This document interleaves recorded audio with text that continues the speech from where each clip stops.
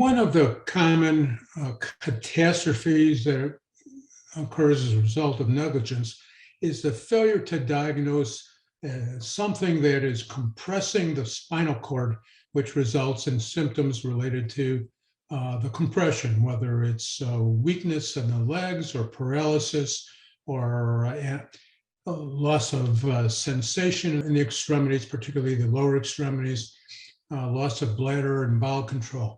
There's a name for that in medicine. It's called Cauda Equina Syndrome. And when Cauda Equina Syndrome occurs, it is a medical and surgical emergency. Time is of the essence because it must be diagnosed and treated as soon as possible. The longer the pressure occurs on the spinal cord, the more likely the blood flow to the spinal cord is going to be impaired, and death of these nerves of the spinal cord result.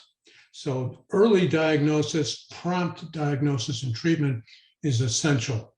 One of the common questions is, what are the signs and symptoms of Cauda Equina Syndrome and how do they progress? Typically, there's a pre-existing injury to the spine, whether it's an automobile accident or trauma of some other sort. It can be as a result of what happens in the operating room. It could be a congenital problem, like a cyst on the spinal cord. But they almost always start, first with back pain. Now, back pain is ubiquitous and it's commonplace, and it occurs on 40% of people at some time. So back pain by itself is not enough.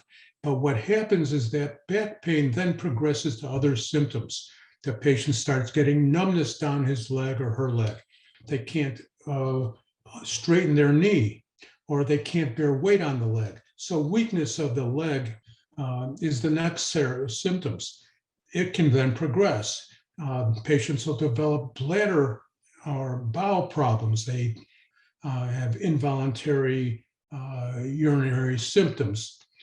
This combination of back pain with progression to numbness and weakness in the one leg, and then followed by bladder and bowel problems, is the definition of Cauda Equina Syndrome. It is always an emergency.